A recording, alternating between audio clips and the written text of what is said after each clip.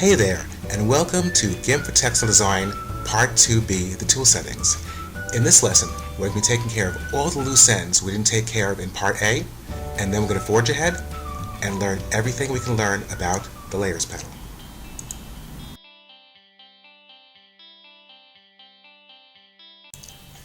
Okay, let's get down to it by exploring the Bucket Fill tool. Let's double-click on the Bucket Fill tool in the main toolbox.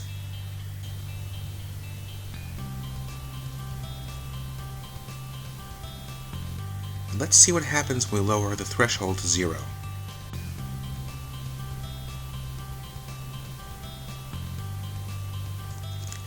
Leave Fill Similar Colors selected.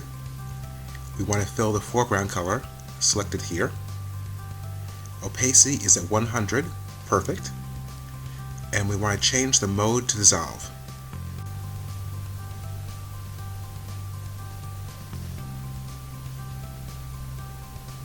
Close that. Let's zoom in.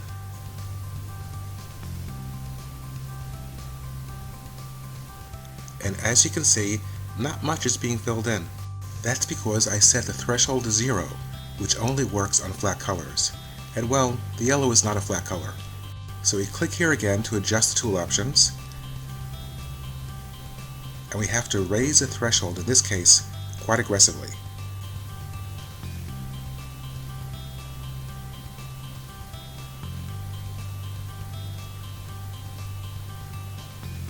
Now it's filling in the yellow quite nicely. The bucket tool, one of the classics.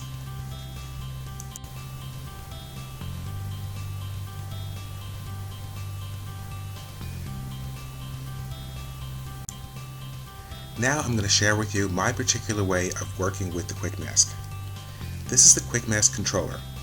Now for you to see this controller, there has to be an image opened up on your screen.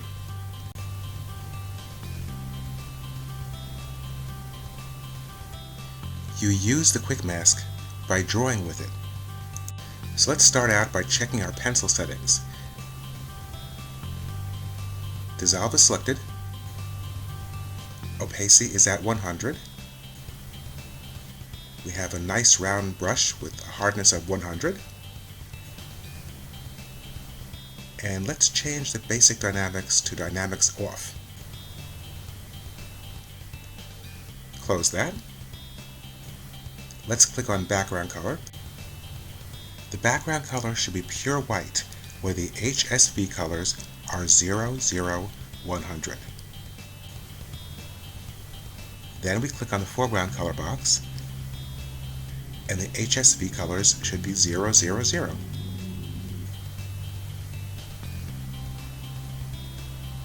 Okay, now we're going to change the Quick Mask settings. Keep in mind that these settings don't stick. You'll have to adjust them again next time you open GIMP. So right-click here on the Quick Mask controller, and then click on Configure Color and Opacity.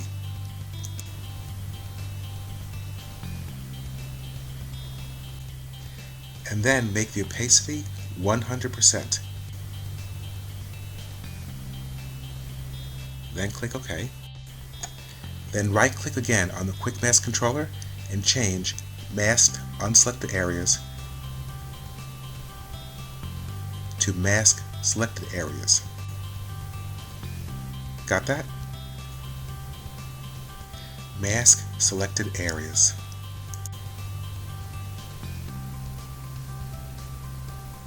Let's zoom in.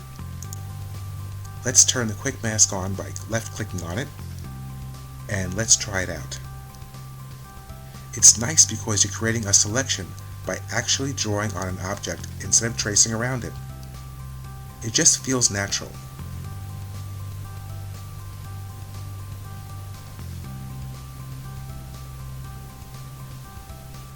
And if you mess things up, you can always correct things with the eraser tool.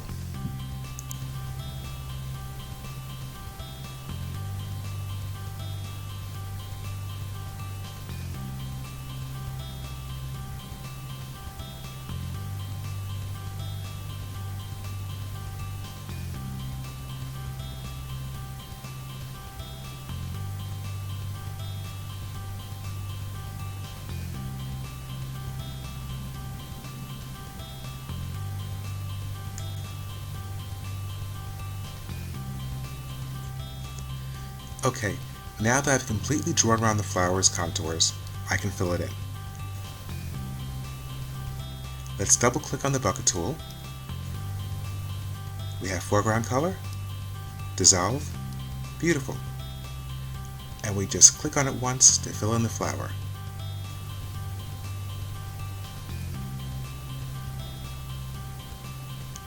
Now, when we click on the Quick Mask controller again, the area we just masked turns into a selection. Using the Quick Mask is a really nice way to select something. Let's delve a little deeper. Now, instead of adjusting the Quick Mask by right-clicking on the Quick Mask controller, there is another way. You can simply create a keyboard shortcut.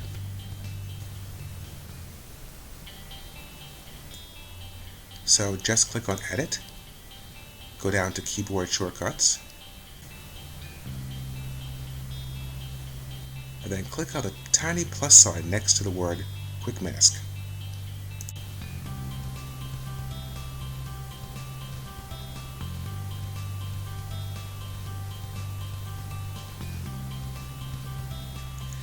Click on Configure Color and Opacity, then hit the key on your keyboard that you would like to use for the shortcut. In this case, I'm using F2.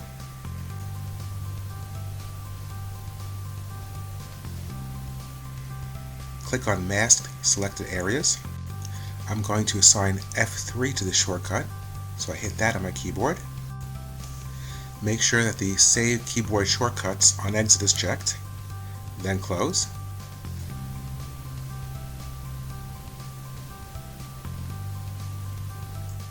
Now, when I want to change the opacity of the Quick Mask, I just hit the F2 key and change the opacity.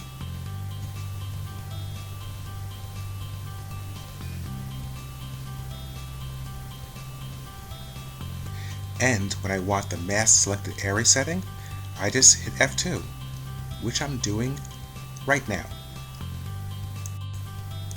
Now that everything's set, I click on the Quick Mask controller to turn it on.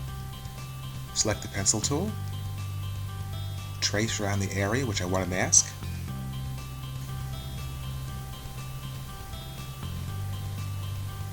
fill it in, then click again on the controller to change the Quick Mask into a selection. Great tool!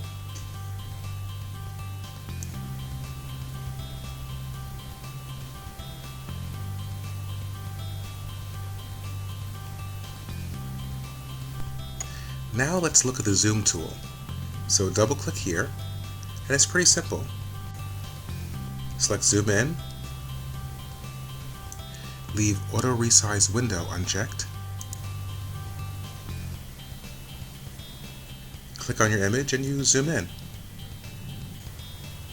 Select Zoom Out, and you zoom out.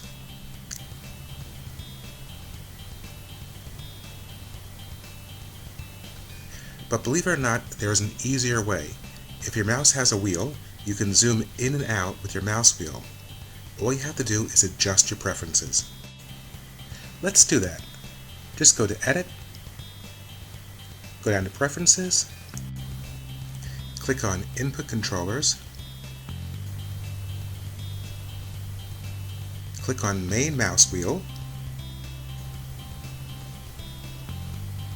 check Enable this controller,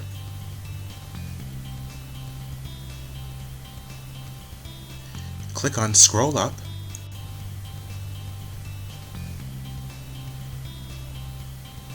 click on Zoom In, and click OK.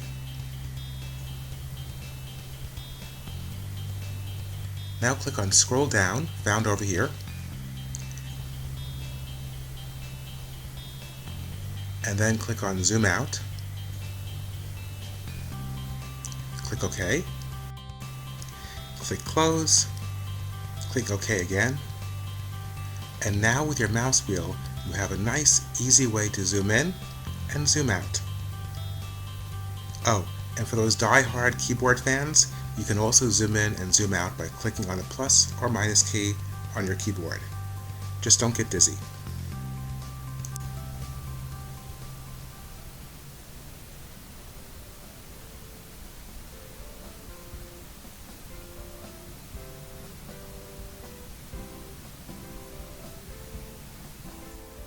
Welcome to the Layers panel.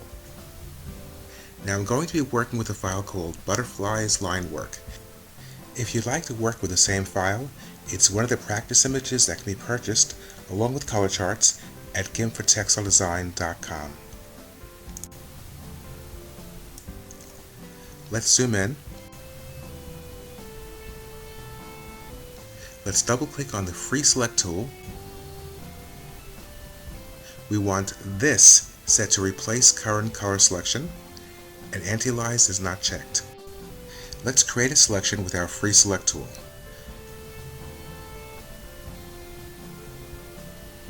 Double click on the Fuzzy Select tool. Anti-aliasing and feather are not checked, and very important, make sure that Subtract from Current Selection is selected. Click on the selection that's over the blue ground. It subtracts that part of the selection. Then go to Edit, Copy, Edit, Paste. Now you have a pasted layer, but it's not a permanent layer. It's called a floating selection.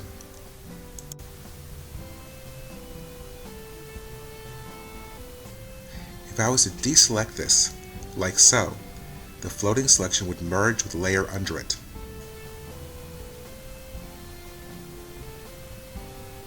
Don't worry, let's undo this.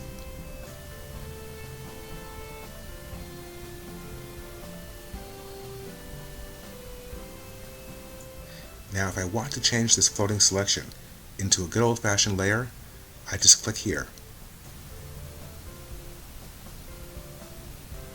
See? It's now a pasted layer. Now double click on the Move tool. Pick a layer or guide should be selected.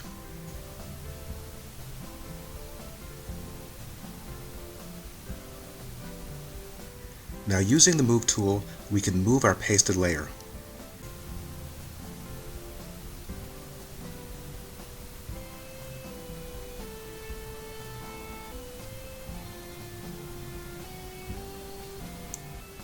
You can move the entire image window by selecting the Move tool and holding down on the spacebar of your keyboard.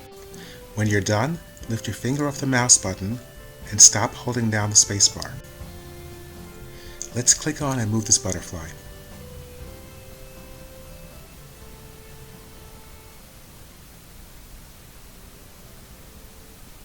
Now I'll show you something important. When you paste something in GIMP, you can only draw on this tiny area around the pasted layer. See the pencil tool? It can only draw on this tight little area around the butterfly. Now this is a good thing. Simply put, it helps GIMP to use less memory when creating layers. If you want your layer boundaries to include the entire image, just click on Layer, then click on Layer to Image Size.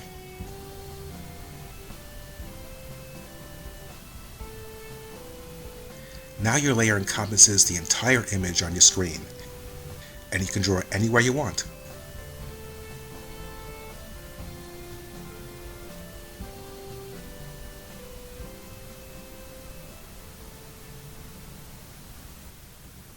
One last thing. If you want to flatten your image into one layer, just go to Image, then click on Flatten Image.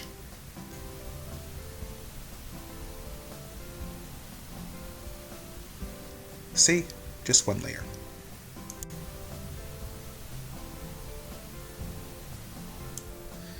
Now we're going to learn about these very important shortcut icons found here on the bottom of the Layers panel.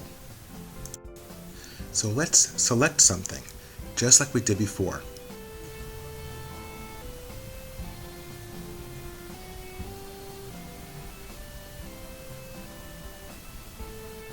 Edit, Cut, Edit, Paste. Now just like we just learned, when we click outside the selected image with any of the selection or move tools, the floating selection merges with the layer beneath it. Let's go back in history.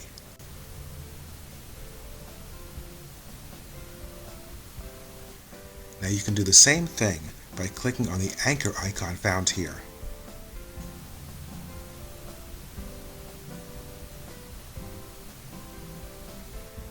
Let's go back in history again. Let's change the floating selection into a pasted layer by clicking here. Now if you want to get rid of this layer, just drag it to the trash. Let's go back in history once more. And you can duplicate this layer by dragging it down to this icon here that looks like twin frames. Select the Move tool, move that layer, move that.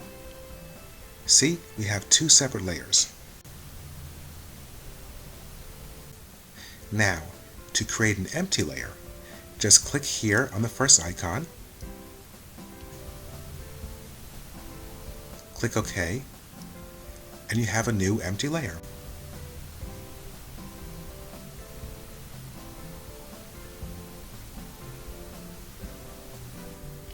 Okay, on my screen I have two butterflies, and here are the two butterfly layers. Now let's click on the Move tool. Pick a layer or guide is selected, which means that if I click on a butterfly here, that butterfly's layer is active.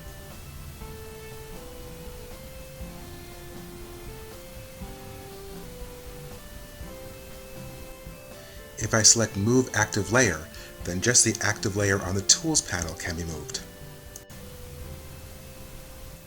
See? I don't even have to click directly on a butterfly to move it.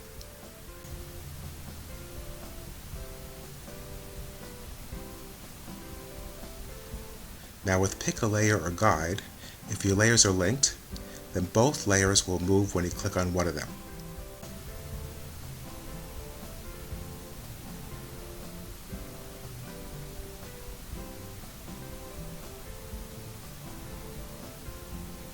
Let's uncheck these. Now you can do pretty much the same thing by using folders. So let's click on the folder icon to create a folder, and let's drag and place these layers into that folder. Whoops, missed. Let's try again. Place this one into the folder. Now even though both of these layers are in the folder, the one called Pasted Layer is the active layer. Now on the Move tool options, Pick a Layer or Guide is selected, which means you can move these around individually. If I click on Layer Group in the Layers panel, it still will only move the butterfly I click on. Now let's click on Layer Group again, and select Move Active Layer from the Move tool options. Now I can move both butterfly layers at the same time, just as though they were linked.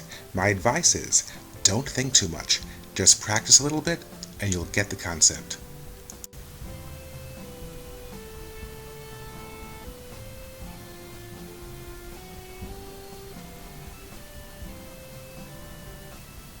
Okay, now that we've got the Layers panel under our belt, we can confidently explore the transformation tools. These are the transformation tools. They are used to rotate and change the shape of things. The first thing I'm going to do is change the background color in the main toolbox. So first click on this eyedropper icon, and then click on the ground color in this design. It puts the color right here. Click OK. Select the Free Select tool, and let's select the butterfly.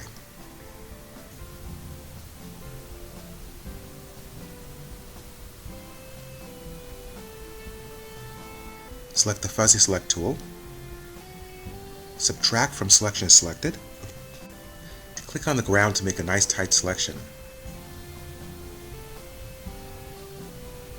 Go to Edit Cut, then Edit Paste. Let's turn this floating selection into a layer. Now we have a layer that can be transformed.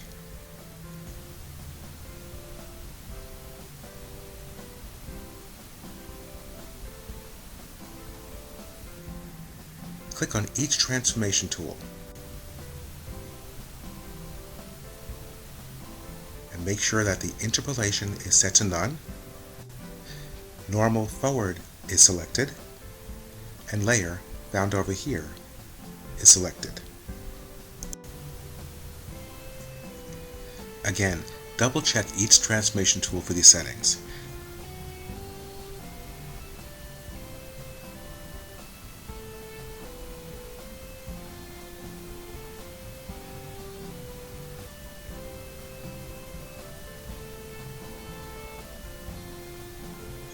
We're going to skip the cage transformation tool.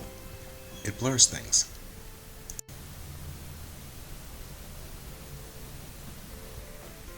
With the flip tool, just select layer and choose either horizontal or vertical according to your needs.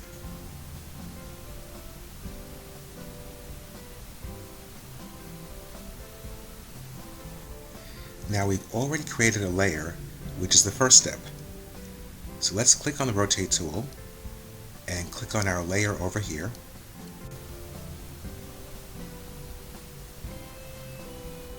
And we can now click on and rotate our layer.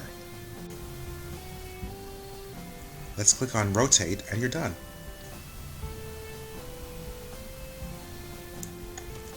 Now let's click on the scale tool. Click on our butterfly here and drag it to scale it. Click on Scale to complete the transformation.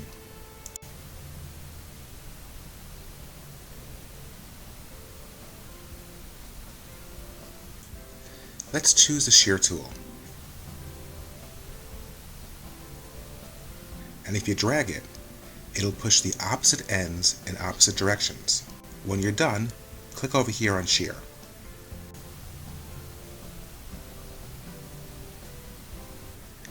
Now the Perspective tool can be used for creating perspective, but it can also be used to distort things in general, in a non-perspective-y kind of way.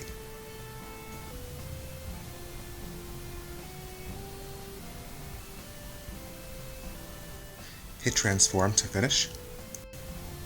Now the Flip tool does only one thing, but it's a needed thing. It flips.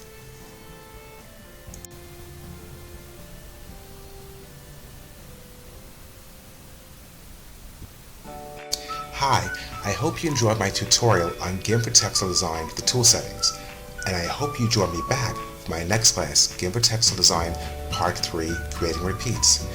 I had a great time creating these classes, and I hope you have a great time learning from them. All I can suggest is that you practice, practice, practice, and take your time, take your time, take your time. I'd like to invite you to visit my webpage, gimpfortextiledesign.com, where you can get a little more information on GIMP for Textile Design, and where you can also purchase the same practice images and color charts that I use for my free online classes at a discounted price. It'll make following along a little bit easier and a lot more fun.